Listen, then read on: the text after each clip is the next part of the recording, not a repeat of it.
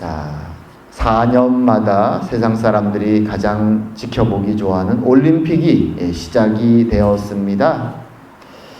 지난 금요일 저녁에 이제 올림픽 개막식이 파리에서 이루어졌는데요. 눈에 띄는 많은 장면들이 있겠지만 사람들의 마음을 뭉클하게 감동을 주었던 한 장면이 그 개막식 마지막 장면에 있었습니다. 그것은 뭐 어떤 장면인가 하면 여러분도 아마 들어보셨을 텐데 셀린 디옹이라고 하는 세계적인 가수가 있습니다. 여자 가수. 이 셀린 디옹은 수십 년 동안 아주 세계 탑 가수로 활동했습니다. 사실 캐나다 사람이고 또 퀘벡 사람이기 때문에 캐나다인들에게도 익숙한 사람이죠. 이 사람이 사실 4년 전부터 심각한 병에 걸려서 대외적으로 활동을 안 하다가 4년 만에 처음으로 대중들 앞에 나타났습니다. 그 이유가 무엇인가 하면 그녀도 본인도 알지 못하는 이상한 병으로 17년 동안 고통을 받다가 4년 전에 드디어 그녀가 자신의 병을 발견합니다. 병명을 알게 됩니다. 아주 희귀병이었습니다. 그래서 진단이 어려웠던 것이죠. 그 병명이 그렇습니다. 강직 인간 증후군, 영어로 하면 스티프 퍼슨 신드롬이라는 것입니다. 이 병에 걸리면 근육이나 관절이 갑자기 굳어버립니다. 그래서 심각해지면 걷지도 못하고 호흡도 할 수 없고 갑자기 근육과 관절이 경직되면 뼈가 부러지기도 합니다. 아주 심각한 병이죠. 4년 동안 두문불출하면서 치료에만 전념하다가 작년에 그녀의 이런 상황에 대한 다큐멘터리가 나온 적이 있습니다. 그 다큐멘터리 말미에 그녀가 그렇게 얘기합니다.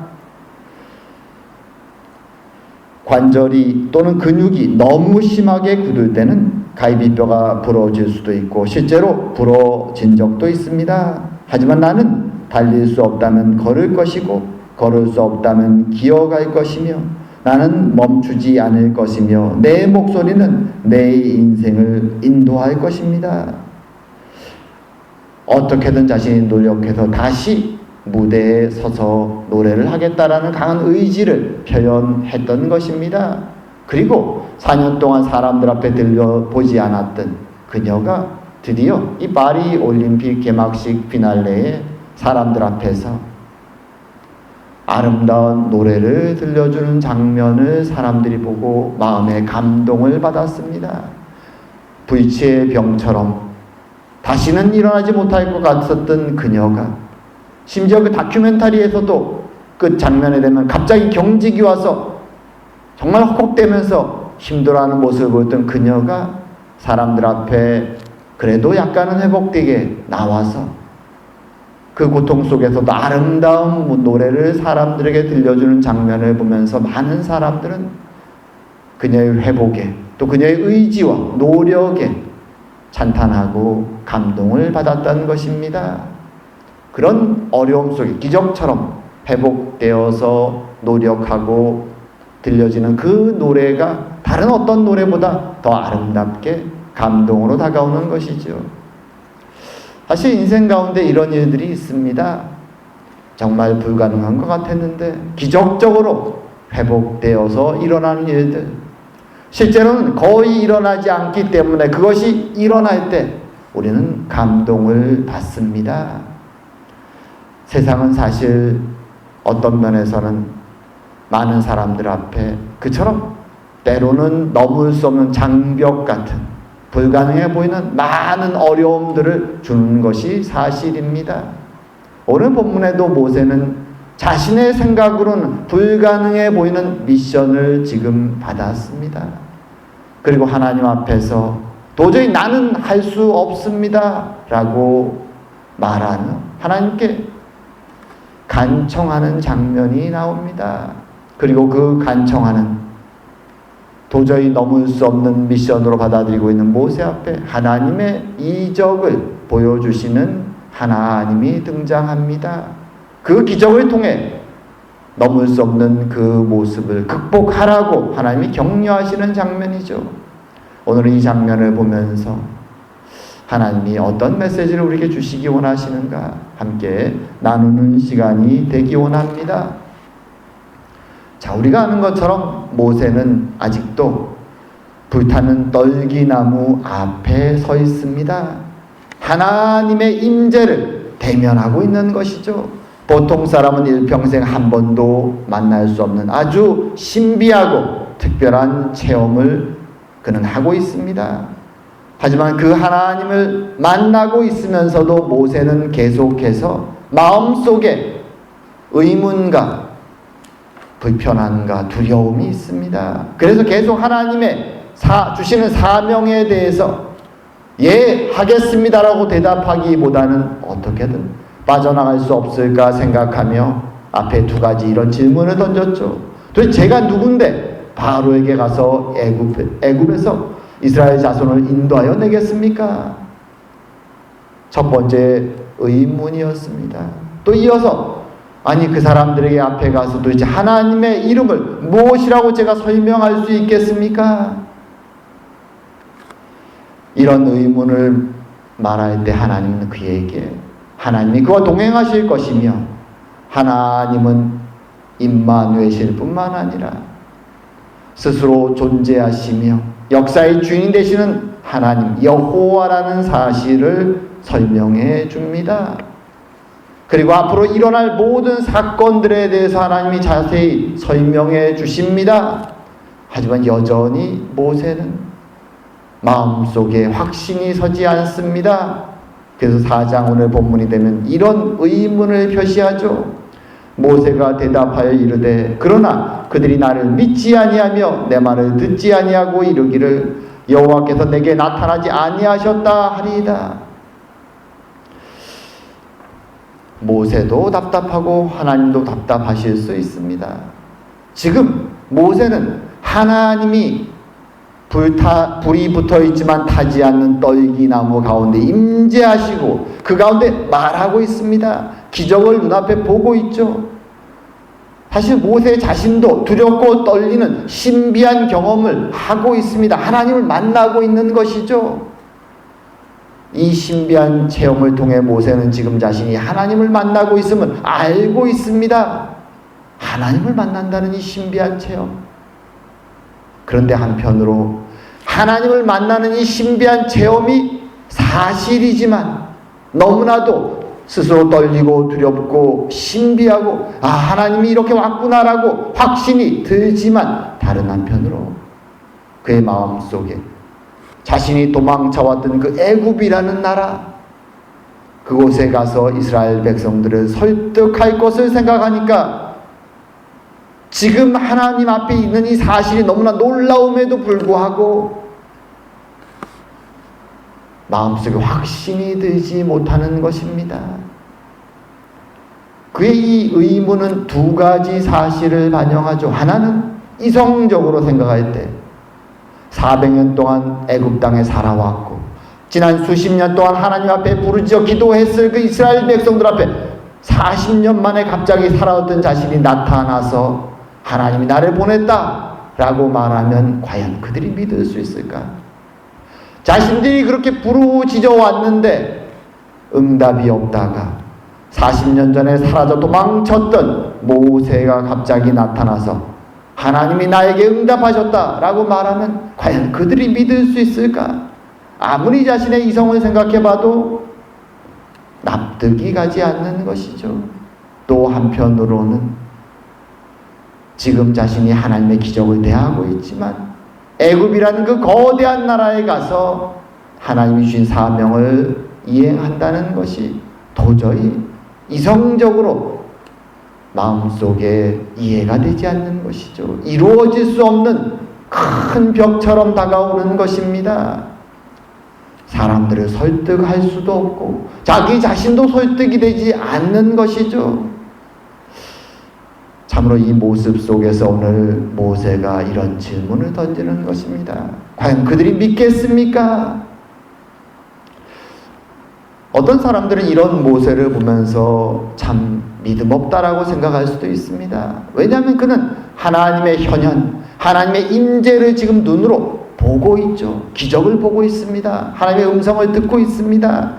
하나님의 임재의 불을 바로 눈앞에 두고 있는데 왜 하나님의 말씀을 믿지 못할까라고 의문을 가질 수 있습니다. 하지만 실제로 우리의 현실 속에서 이런 일이 벌어지죠.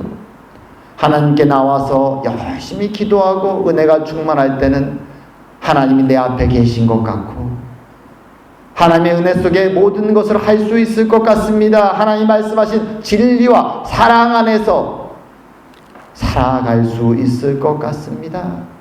하지만 그 기도의 자리, 예배의 자리에서 일어나서 내가 떠나왔던 세상으로 돌아가면, 나의 가정으로, 나의 직장으로 돌아가면, 불신자들로 가득 차 있는 그곳으로 돌아가면 그곳은 하나님의 사랑과 진리가 아니라 마치 서로가 서로를 이릴 때처럼 내가 더 많은 것을 얻기 위해서 속으로 머리를 굴리고 속이고 욕심내고 때로 불법이 넘쳐나는 그 세상으로 내가 돌아갔을 때 과연 하나님의 진리와 사랑으로 그들 앞에서 살아갈 수 있을까?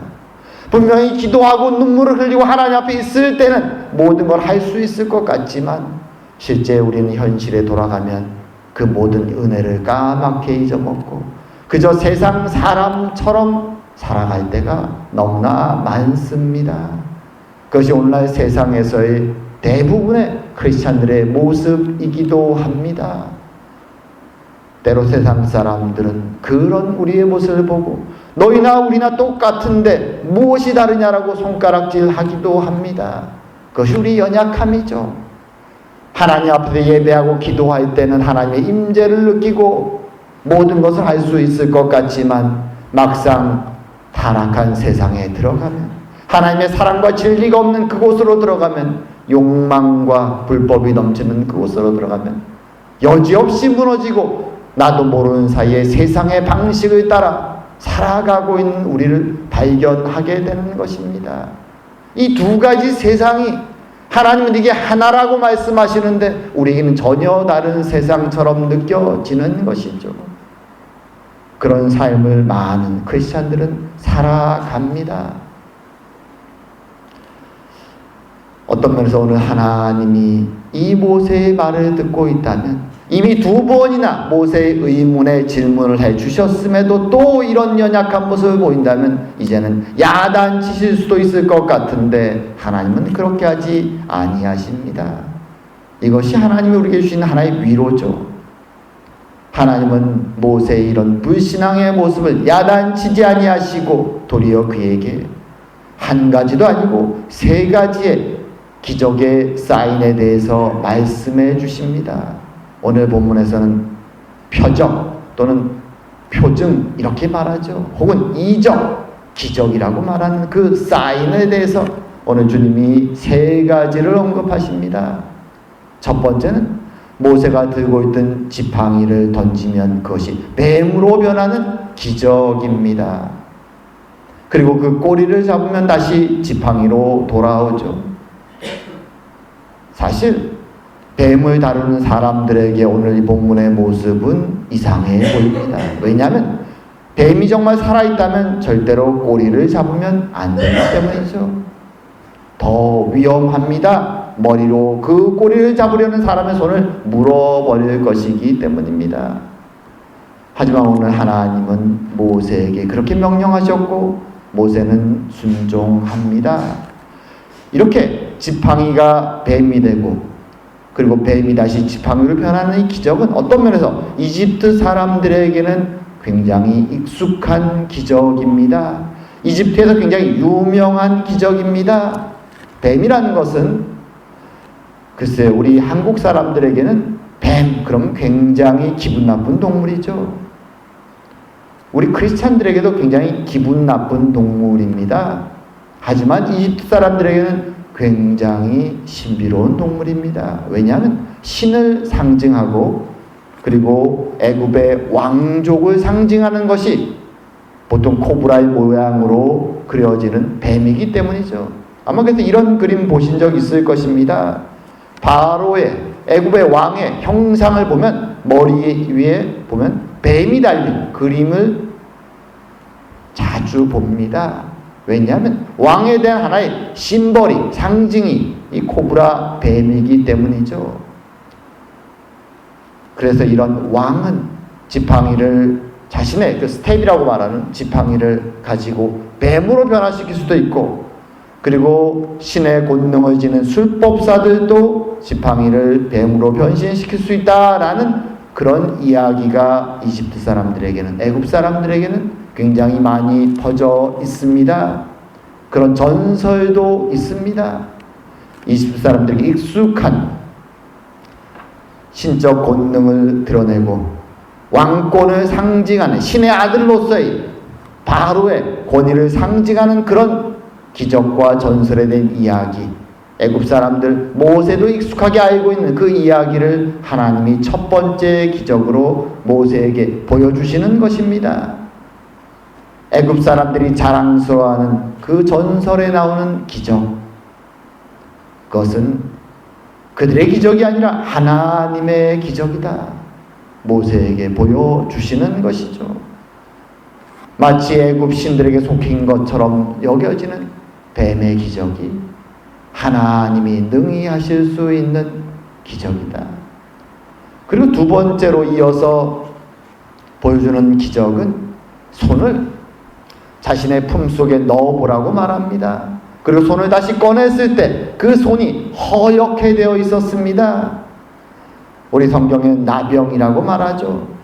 흔히 속된 말로 문둥병이라고 부르기도 하고, 오늘날은 한센병이라고 부르는 병을 지칭하는 것처럼 보입니다. 하지만 실제로 히브리어 단어는 중증 피부병을 가리킬 때 일반적으로 쓰는 단어입니다. 그 대표적인 것이 나병이기에 본문은 그렇게 번역할 뿐이고 후대에 그 단어를 그렇게 좁은 뜻으로 사용했을 뿐입니다. 하지만 실제로 히브리어 성경에서 쓰인 단어는 훨씬 넓은 뜻이죠. 하지만 중요한 것은 나병만을 가리키는 표현은 아니지만 손이 하얗게 변하는 이 중증 피부병은 인간의 능력으로는 치유할 수 없다고 애굽 사회에서 익히 알려져 있는 병입니다.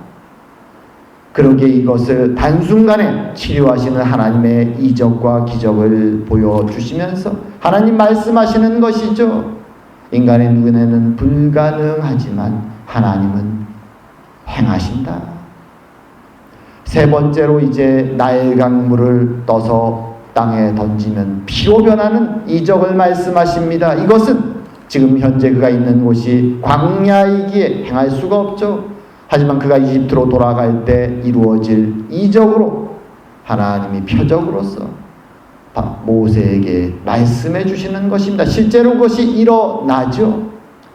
나일강이라는 것은 이 애굽 사람들에게 생명의 젖줄입니다. 모든 도시가 나일강을 중심으로 이루어져 있죠.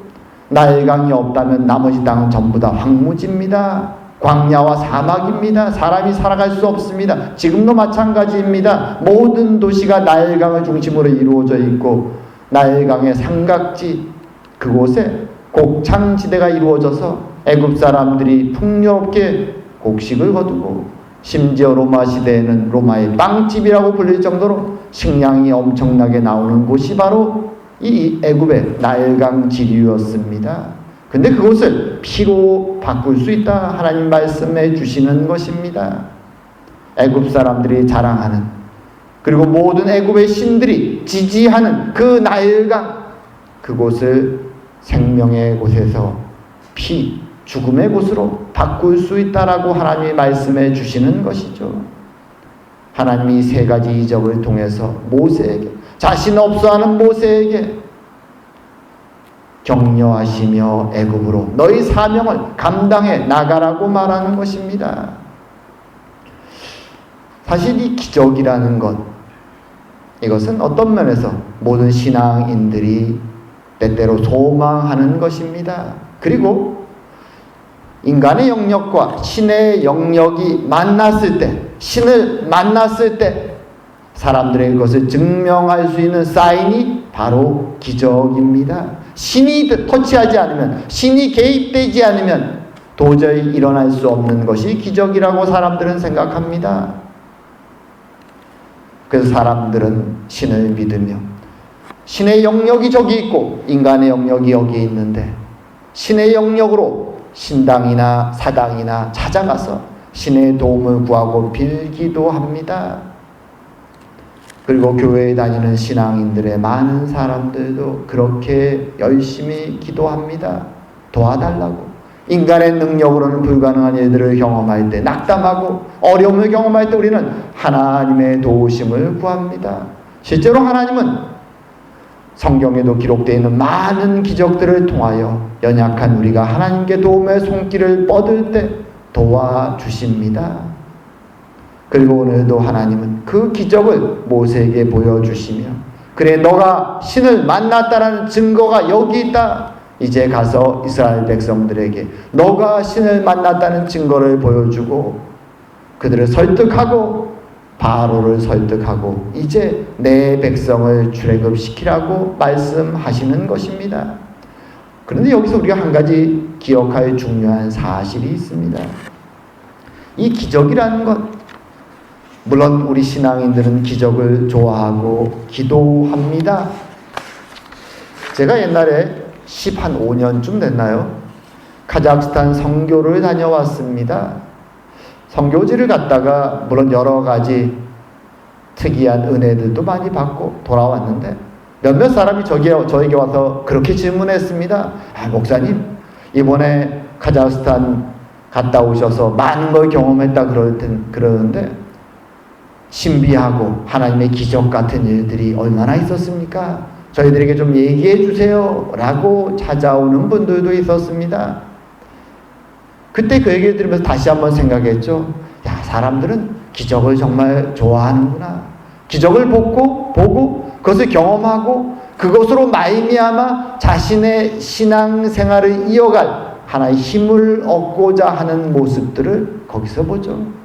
그리고 자신의 인생의 기적이 사라지면 신앙도 사라지고 떠나는 일들도 굉장히 많습니다. 하지만 성경을 잘 보게 되면 우리는 이 기적이라는 것이, 하나님이 주시는 이적이라는 것이 신앙을 시작하는 첫 단계에 이루어지는 하나님의 은혜의 선물들이라는 것을 알게 되죠. 기적이 신앙생활에 계속되지 않습니다. 대표적으로 우리는 주님의 예를 볼 수 있습니다. 주님은 많은 병자를 고치시고 기적을 행하셨습니다. 하지만 본인은 하나님의 뜻에 순종해서 십자가에 달려 돌아가셨습니다. 인간적으로 본인도 싫지만 그것이 하나님의 뜻이기에 순종하셔서 십자가의 길을 걸어가며 제자들에게 말씀하셨죠. 나를 따라 십자가를 지고 오라고 말입니다. 주님의 제자들, 사도들도 마찬가지입니다. 많은 기적과 이적을 사람들 앞에서 행하고 복음을 선포했습니다. 하지만 그들은 또한 많은 고초를 경험합니다. 그리고 그들의 인생의 끝은 기적과 이적을 통한 승리가 아니라 순종을 통한 십자가와 순교의 길이었습니다. 왜 그럴까요? 많은 신앙인들은 교회에 나와 기도하며 하나님의 기적을 갈구하며 그것을 통해 이 땅 속에서 더 신앙적으로 축복과 함께 열심히 잘 살기를 기대합니다. 하지만 성경에 나오는 믿음의 사람들은 비록 첫 시작은 기적으로 시작할지 모르지만 그들은 결국 하나님께 순종하며 많은 경우 기적을 통한 승리가 아니라 순종을 통한 조용한 고통의 길, 고난의 길을, 때로는 순교의 길을 걸어가는 모습들을 우리에게 보여줍니다. 그리고 그것이 우리 주님이 우리에게 보여주신 십자가의 길이라고 말씀해 줍니다. 사람들은 여기 당황해하죠. 왜 이럴까?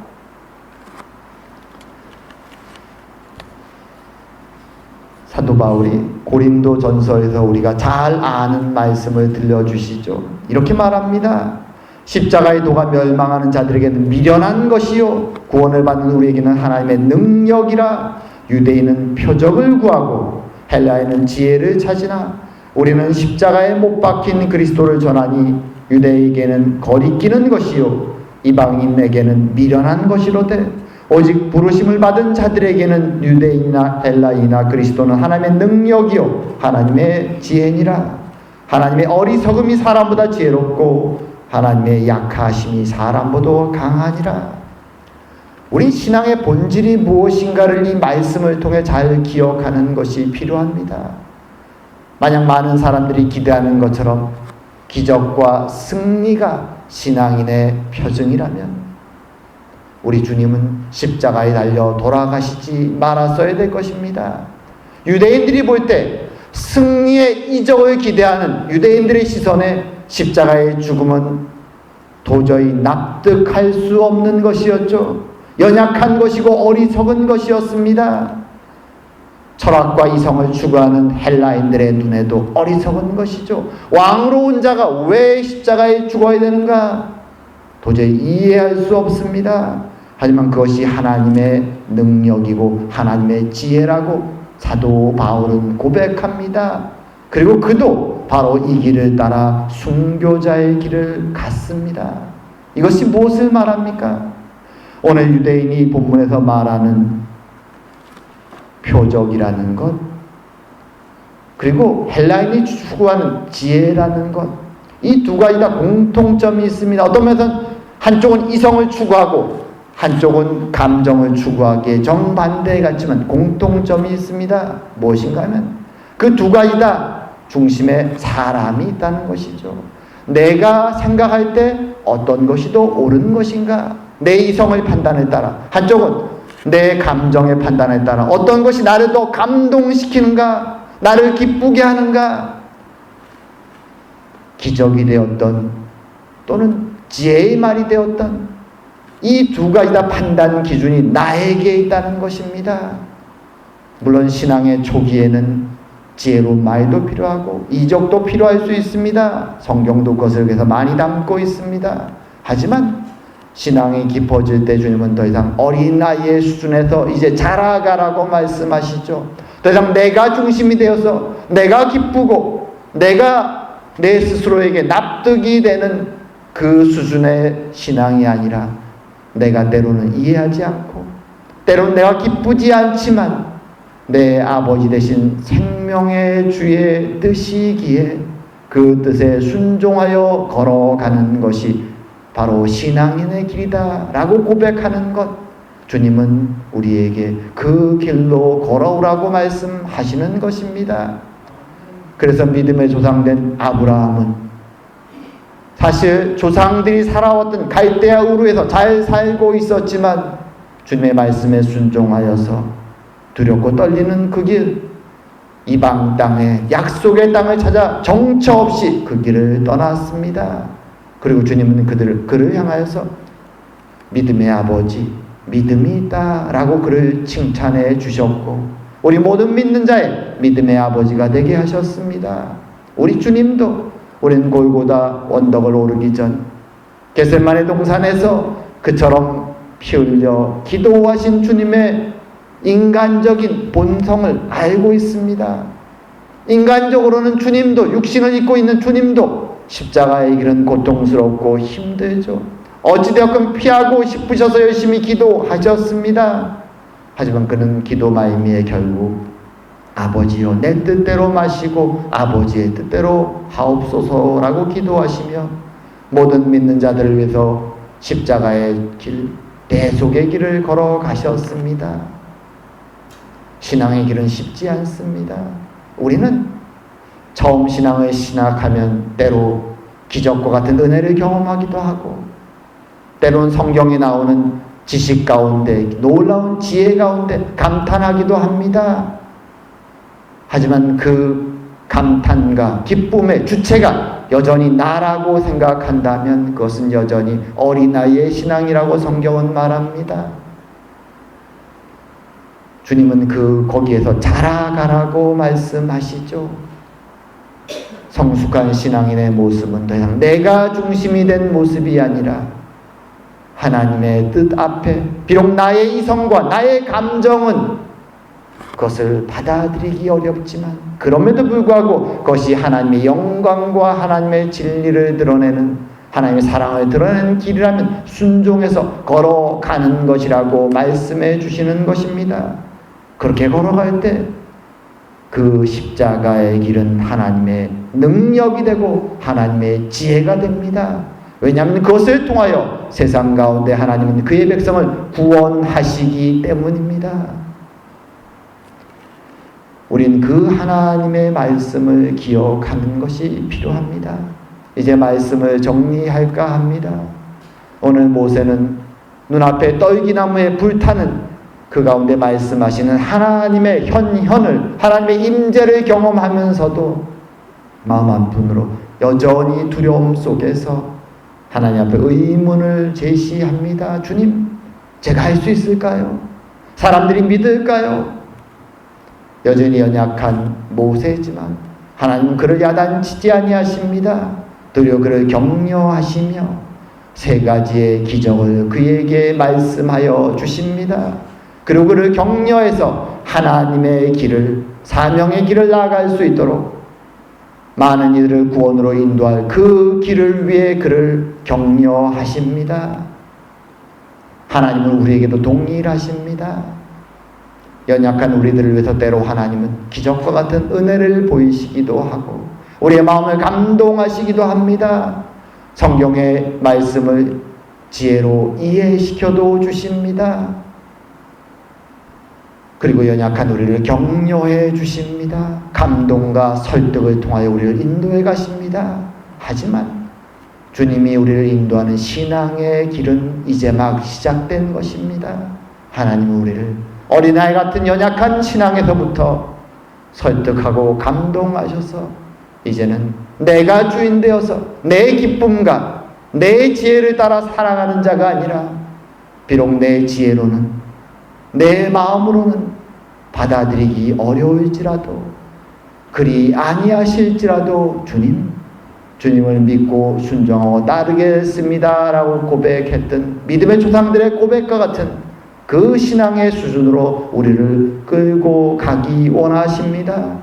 그리고 그런 우리의 모습을 통하여 세상에 흩어져 방황하는 많은 영혼들을 하나님의 길로 인도하기 원하시는 것입니다.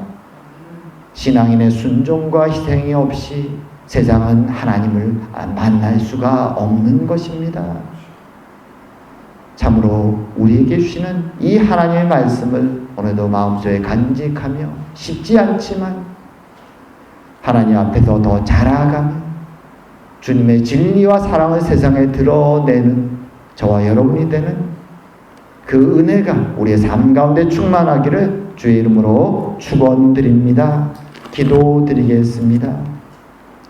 사랑과 은혜의 하나님 아버지, 주의 백성들을 구원하시기 위하여 연약한 또 나이든 지쳐있는 모세를 격려하시며 주님의 사역자로 세우시는 하나님의 임재와 역사에도 불구하고 여전히 연약한 그를 오늘도 책망하지 아니하시고 격려하시며 하나님의 은혜와 기적을 통하여 그를 사명의 길로 인도하시는 하나님 감사드립니다.